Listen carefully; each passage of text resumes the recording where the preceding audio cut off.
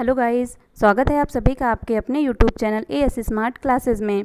मैं अर्चना सिंह। आज हम पर्यावरण का शिक्षण शास्त्र का पार्ट सेकंड देखेंगे, जो सीटेट की दृष्टि से मोस्ट इम्पॉर्टेंट है। आप लोगों को पता ही होगा कि सीटेट में 15 नंबर के प्रत्येक सब्जेक्ट में शिक्षण शास्त्र के क्वेश्चन आते हैं। ऐसे ही पर्यावरण अध्ययन में भी 15 नंबर के शिक्षण शास्त्र और 15 नंबर का एनसीईआरटी बेस्ड क्वेश्चन आते हैं। एनसीईआरटी बेस्ड क्वेश्चन का वीडियो हम प्रोवाइड कर चुके हैं आपको, जिसने भी नहीं देखा हो वो जाकर देख सकते हैं। आज हम शिक्षण शास्त्र का पार्ट सेकंड देखेंगे। वीडियो पसंद आए तो वीडियो को लाइक करें और ज़्यादा से ज़्यादा शेयर करें। जिसने भी चैनल को सब्सक्राइब ना किया हो कर लीजिए और साथ ही बेल आइकन भी प्रेस कर लीजिए, ताकि नेक्स्ट वीडियो की अपडेट आपको टाइम पर मिलती रहे। देखते हैं आज का फर्स्ट क्वेश्चन। एक पब्लिक स्कूल में प्रत्येक कक्षा में लगभग 2 से 3 बच्चे विशेष आवश्यकता वाले हैं। कुछ बच्चे शारीरिक या मानसिक रूप से विकलांग हैं। यह बच्चे अन्य बच्चों के साथ उसी कक्षा में एक साथ पढ़ते हैं। जो शारीरिक और मानसिक रूप से विकलांग है वह भी अन्य समान बच्चों के साथ एक ही कक्षा में पढ़ते हैं। उपर्युक्त पब्लिक स्कूल निम्न में से किसका अनुपालन करता है? सतत एवं व्यापक मूल्यांकन का, समावेशी शिक्षा का, समवयस्क शिक्षा का या प्रतिपूरक अधिगम का? इसका राइट आंसर हो जाएगा ऑप्शन नंबर बी। समावेशी शिक्षा में क्या होता है कि सामान्य बच्चों के साथ जो विशेष आवश्यकता वाले बच्चे होते हैं, जैसे दिव्यांग, शारीरिक रूप से विकलांग, मानसिक रूप से विकलांग, इन सभी को एक साथ बैठाकर एक ही कक्षा में अध्ययन कराया जाता है। यहाँ पे कोई भेदभाव नहीं किया जाता, ना शारीरिक क्षेत्र रूप से ना आर्थिक रूप से। देखते हैं नेक्स्ट क्वेश्चन। सरिता की शिक्षिका उसे विभिन्न सामूहिक गतिविधियों में शामिल रखती है, जैसे समूह चर्चा, समूह परियोजना आदि। उसकी शिक्षिका सीखने के किस आयाम का अनुगमन कर रही है? मनोरंजन द्वारा सीखना, भाषा निर्देशित सीखना, प्रतियोगिता आधारित सीखना, सामाजिक गतिविधि के रूप में सीखना। तो इसका राइट आंसर हो जाएगा ऑप्शन नंबर डी, सामाजिक गतिविधि के रूप में सीखना। समूह परियोजना सामूहिक गतिविधियों के रूप में, यहाँ पे सामूहिक गतिविधियों होगा, सामूहिक गतिविधियों के रूप में सीखना। सामूहिक गतिविधियों में क्या होता है कि 4 से 6 बच्चों का एक समूह बना दिया जाता है, जिनमें समूह चर्चा या सामूहिक परियोजना आदि क्रियाकलाप कराया जाता है। इससे बच्चों में क्या होता है कि जो उनमें संकोच की प्रवृत्ति होती है वह समाप्त हो जाती है और वह अपने विचार बिना किसी भय के स्वतंत्रता पूर्वक एक दूसरे से प्रकट कर सकते हैं।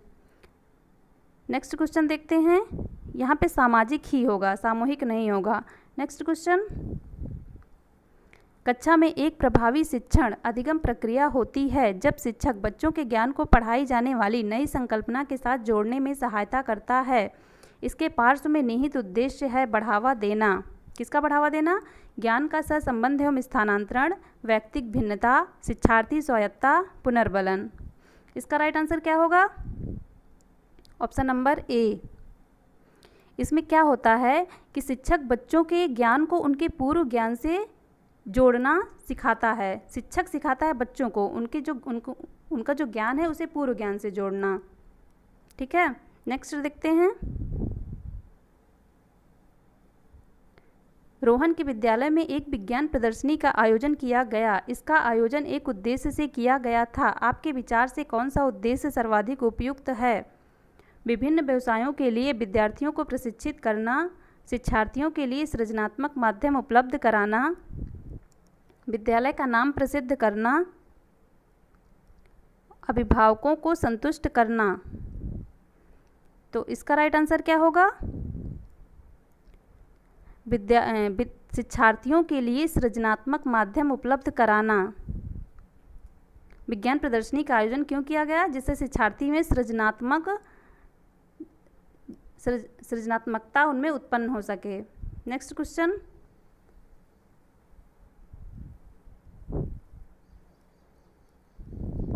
प्रयोग और प्रयोगात्मक कार्य करते हुए श्यामा का निष्पादन कक्षा में सर्वश्रेष्ठ होता है। उसे बहुत सृजनात्मक विद्यार्थी माना जाता है। इसलिए वह है के द्वारा संकल्पनाओं को सीखती है। किसके द्वारा संकल्पनाओं को सीखती है? यहाँ पे वह के द्वारा संकल्पनाओं को सीखती है नहीं होगा।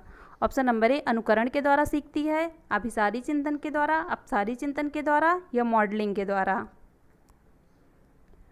तो इसका राइट आंसर क्या हो जाएगा? ऑप्शन नंबर सी, वह अपसारी चिंतनों के द्वारा संकल्पनाओं को सीखती है।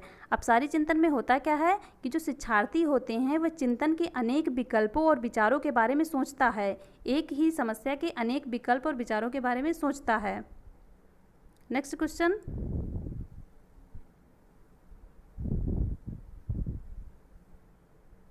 खाद्य श्रृंखला की संकल्पना को पढ़ाने में विद्यार्थियों की अधिकतम भागीदारिता के लिए निम्नलिखित में से कौन सी शिक्षण व्यूह रचना सबसे प्रभावी होगी? श्याम पट्ट पर लिखी विभिन्न खाद्य श्रृंखलाओं के सभी उदाहरणों को देखकर लिखने के लिए विद्यार्थियों से कहना, जीवों के प्ले कार्ड्स बनाना और विद्यार्थियों के समूह को विभिन्न खाद्य श्रृंखलाओं को सोचते हुए उन्हें व्यवस्थित करने के लिए कहना, विभिन्न आवासों में चलने वाली संभावित खाद्य श्रृंखलाओं की खोज करने के लिए विद्यार्थियों को कहना, विद्यार्थियों को इंटरनेट से संबंधित जानकारी एकत्र करने के लिए कहना। तो इसका राइट आंसर क्या हो जाएगा? Option number B. विद्यार्थियों को जीवों के प्ले कार्ड्स बनाना और विद्यार्थियों के समूह को विभिन्न खाद्य श्रृंखलाओं को सोचते हुए उन्हें व्यवस्थित करने के लिए कहना।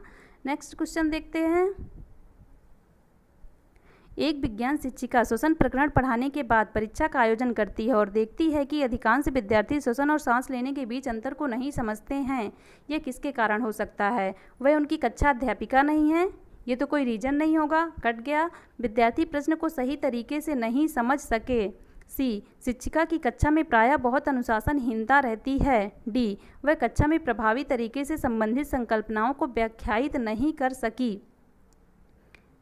इसमें अधिकांश विद्यार्थी नहीं समझ पा रहे हैं, तो इसका क्या राइट आंसर हो जाएगा? Option number D. शिक्षिका संकल्पनाओं को अच्छी तरह से व्याख्यायित नहीं कर पा रही है, इसीलिए अधिकांश बच्चे उसे समझ नहीं पा रहे हैं। नेक्स्ट क्वेश्चन,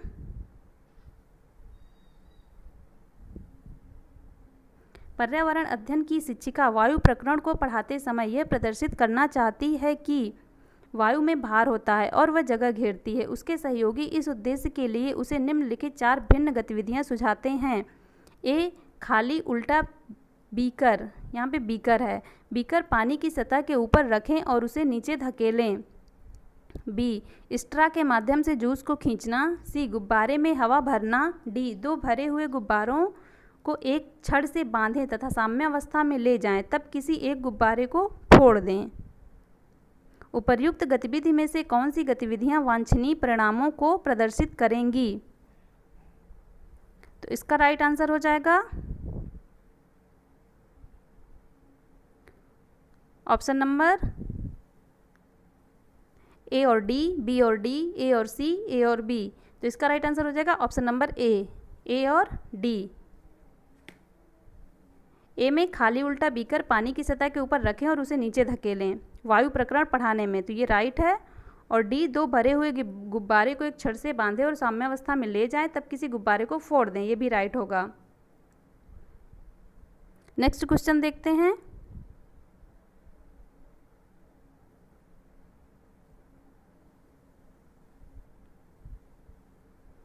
एक शिक्षिका तनावग्रस्त बच्चे की पहचान कर सकती है जब बच्चा निम्नलिखित व्यवहार प्रदर्शित करता है: पढ़ाई में पूर्ण एकाग्रता, बहुत बात करना, हाइपर एक्टिविटी, अति सक्रियता, आक्रामक व्यवहार।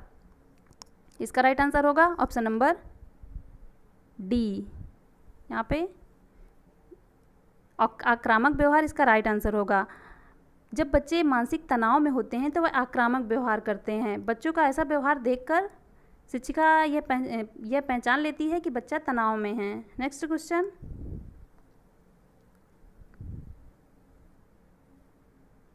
पानी के साथ प्रयोग करते हुए ज्योति यह देखती है कि स्टील की खाली कटोरी पानी में तैरती है, लेकिन लोहे की एक छोटी कील डूब जाती है। इस तथ्य द्वारा इसे किस तथ्य द्वारा व्याख्यायित किया जा सकता है? स्टील की कटोरी पर लगने वाला बल उसके भार की तुलना में ज़्यादा है, जबकि लोहे की कील पर लगने वाला बल उसके भार की तुलना में कम है। तो इसका राइट आंसर हो जाएगा ऑप्शन नंबर ए। नेक्स्ट देखते हैं, अभिभावक शिक्षक अंतःक्रियाओं को उपलब्ध कराने का मुख्य उद्देश्य क्या है? अभिभावक और शिक्षकों के मध्य जो अंतःक्रियाएं होती हैं उसका उद्देश्य पुनर्बलन और सुधार के लिए बच्चों की योग्यताओं और कमजोरियों के बारे में चर्चा करना, एक दूसरे के साथ सामाजिक संबंध विकसित करना, एक दूसरे की कमियों को उजागर करना, विद्यालय में हो रहे क्रियाकलापों के बारे में जानकारी को साझा करना। तो इसका राइट आंसर हो जाएगा ऑप्शन नंबर ए। पुनर्बलन और सुधार के लिए बच्चों की योग्यताओं और कमजोरियों के बारे में जब वो अभिभावक और शिक्षक अंतःक्रिया करेंगे, तभी उन्हें एक दूसरे से पता चलेगा कि बच्चे में क्या कमी है, और वो उसके सुधार के लिए और बच्चों के पुनर्बलन के लिए प्रयास करेंगे। नेक्स्ट क्वेश्चन, वायु प्रदूषण प्रकरण पढ़ाने के लिए चार अलग अलग विज्ञान शिक्षक 4 तरह की शिक्षण पद्धतियों का प्रयोग करते हैं। निम्नलिखित में से कौन सी पद्धति सबसे ज़्यादा प्रभावी, सबसे ज़्यादा उचित है? ए, विद्यार्थियों को वायु प्रदूषण पर वृत्त चित्र दिखाना, विद्यार्थियों से कहना कि वे दीपावली से पहले और बाद में वायु के नमूने इकट्ठे करें और उनकी गुणवत्ता का अध्ययन करते हुए निष्कर्षों का सारणीकृत करें। सी, विद्यार्थियों को पाठ्य पुस्तक में से प्रकरण का सस्वर पठन करने के लिए कहना और संकल्पना शब्दावली का अर्थ स्पष्ट करना। डी, प्रकरण पूरा करने के बाद अभ्यास दिए गए सभी प्रश्नों के उत्तर लिखवाना। तो इसका राइट आंसर होगा सबसे ज़्यादा उचित कौन सा है? तो सबसे ज़्यादा जो उचित होगा वह ऑप्शन नंबर बी होगा। विद्यार्थियों से कहना कि वे दीपावली से पहले और बाद में वायु के नमूने इकट्ठे करें और उनकी गुणवत्ता का अध्ययन करते हुए निष्कर्षों को सारणीकृत करें। नेक्स्ट क्वेश्चन,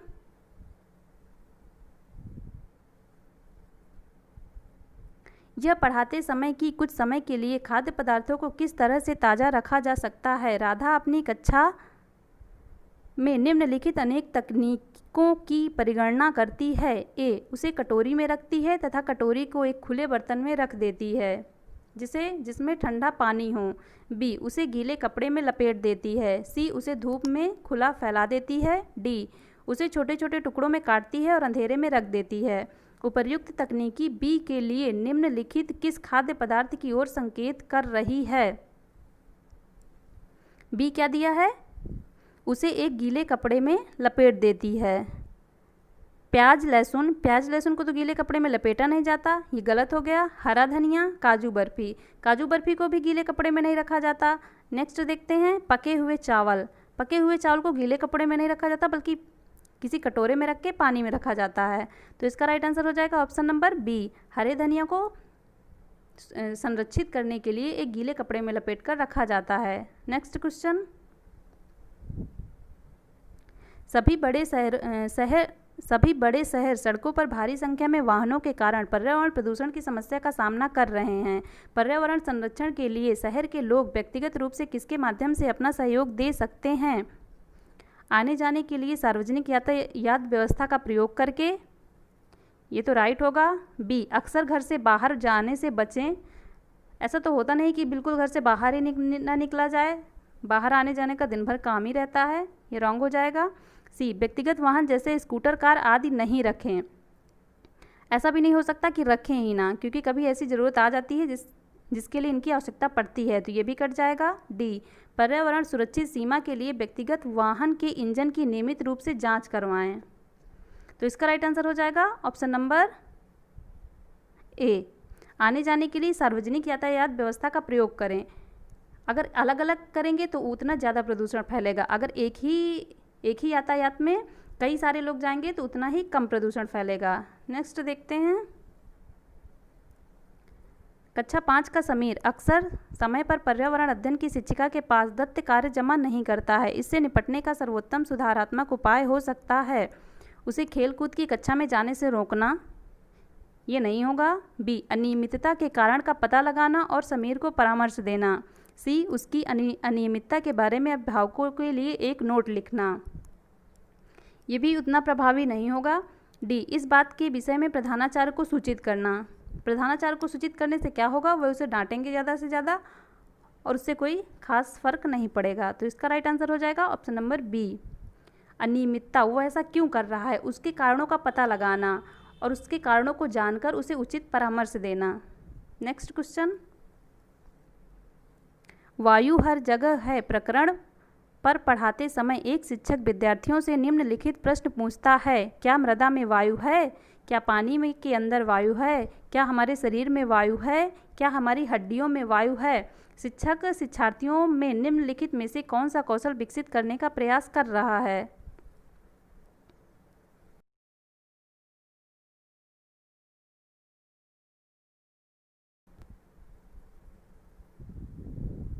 चिंतन कौशल, संवेगात्मक, अवलोकन कौशल, वर्गीकरण कौशल। तो इसका राइट आंसर हो जाएगा अवलोकन कौशल। शिक्षक किस कौशल का विकास कर रहा है? अवलोकन कौशल का। नेक्स्ट क्वेश्चन, एक कक्षा में औसत से कम वाले 4 विद्यार्थी हैं, उन्हें अन्य विद्यार्थियों के समान लाने के लिए निम्नलिखित में से कौन सी व्यूह रचना सबसे प्रभावी होगी? उनके माध्यम से कमजोर क्षेत्रों की पहचान करना और उनके अनुसार सुधारात्मक उपाय उपलब्ध कराना। यह सुनिश्चित करना कि वे नियमित रूप से विद्यालय आएं। उन्हें घर पर करने के लिए अतिरिक्त दत्त कार्य देना। डी, उन्हें अगली पंक्ति में बैठाना और उनके काम का लगातार पर्यवेक्षण करना।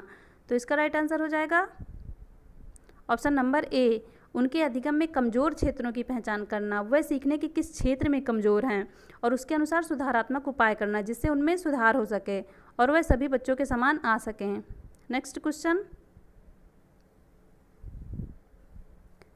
कक्षा में पोषण प्रकरण का परिचय अधिक प्रभावी तरीके से देने के लिए एक शिक्षक को विद्यार्थियों को अपने टिफिन बॉक्स को खोलने और उनकी सामग्री को देखने के लिए कहना चाहिए और बाद में शिक्षक को व्याख्या करनी चाहिए। बी, पोषक तत्वों से भरपूर विभिन्न भोजन के उदाहरण देने चाहिए। सी, श्याम पट्ट पर पाचन तंत्र का आरेख बनाना चाहिए। डी, मानव दांतों का प्रतिरूप दिखाना चाहिए। इसका राइट आंसर हो जाएगा ऑप्शन नंबर ए,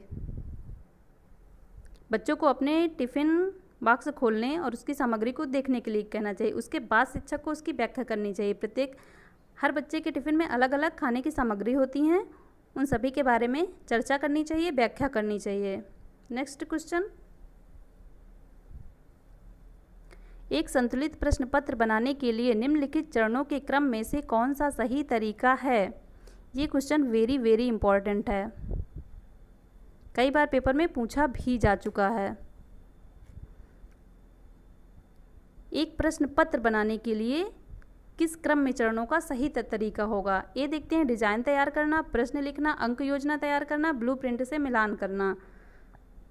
प्रश्न लिखना, उनका संपादन करना, डिजाइन से मिलान करना, ब्लूप्रिंट तैयार करना, अंक योजना लिखना। प्रश्न लिखना, ब्लूप्रिंट तैयार करना, डिजाइन से मिलान करना, अंक योजना लिखना। डी, डिजाइन तैयार करना, ब्लूप्रिंट तैयार करना, प्रश्न लिखना और उनका संपादन करना। तो इसका राइट आंसर हो जाएगा ऑप्शन नंबर डी। सबसे पहले प्रश्न पत्र बनाने में क्या करना चाहिए? डिजाइन तैयार करना चाहिए, उसके बाद ब्लूप्रिंट तैयार करना चाहिए, उसके बाद प्रश्न लिखना चाहिए और उनका संपादन करना चाहिए, लास्ट में अंक योजना लिखना चाहिए।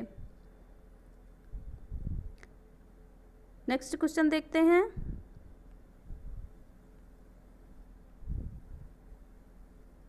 भारत में समृद्धि वनस्पति जात और प्राणी जात फ्लोरा और फोना के बारे में पढ़ाने के बाद विद्यालय द्वारा प्राथमिक कक्षाओं के शिक्षार्थियों को रणथंभौर राष्ट्रीय उद्यान ले जाया जाता है। यह निम्नलिखित में विद्यार्थियों की सहायता करेगा: कक्षीय अधिगम को वास्तविक जीवन स्थितियों के साथ जोड़ने, पर्यावरण संरक्षण के लिए कौशलों के विकास, बाहरी भ्रमण में दोस्तों के साथ मजा लेने, प्रकृति के प्रति सम्मान विकसित करने।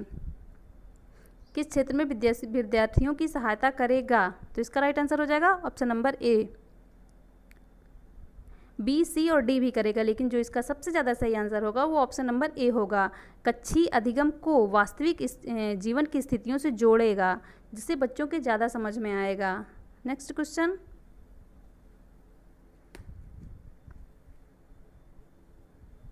शामिल करना, खोजबीन करना, व्याख्या करना, विस्तार देना और मूल्यांकन करना विज्ञान के प्रभावी शिक्षण से जुड़े 5 महत्वपूर्ण ES हैं।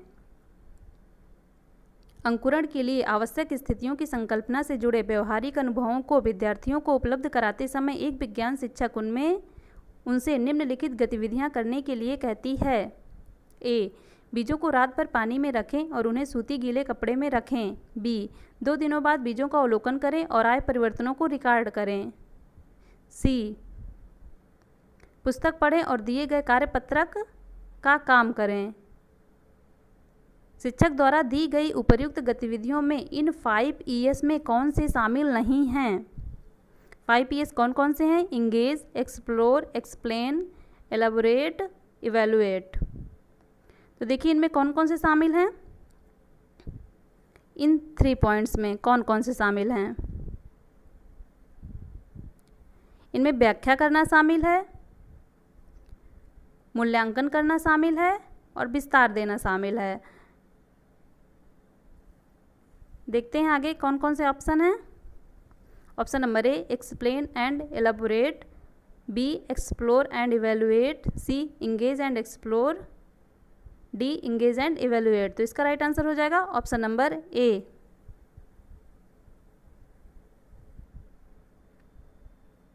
सॉरी, ए नहीं होगा, इसका right answer option number C होगा, क्योंकि व्याख्या करना तो शामिल है। तो इसका राइट आंसर होगा option number C, engage and explore.